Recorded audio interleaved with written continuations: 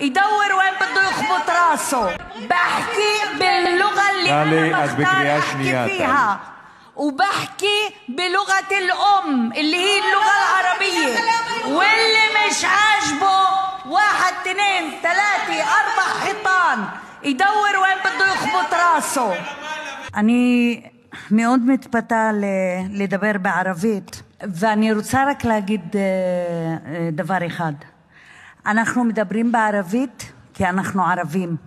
אנחנו מדברים בערבית כי זו שפת האם שלנו. אנחנו מדברים בערבית כי אנחנו בני המולדת הזו, והשפה הערבית התקיימה תמיד במולדת הזו, ואנחנו נדבר איך שבא לנו. עכשיו, איך שבא לנו. אני חברת כנסת, ויש לי את הזכות לעלות על הדוכן הזה ולהגיד מה שבא לי, ומי שיש לו בעיה שילך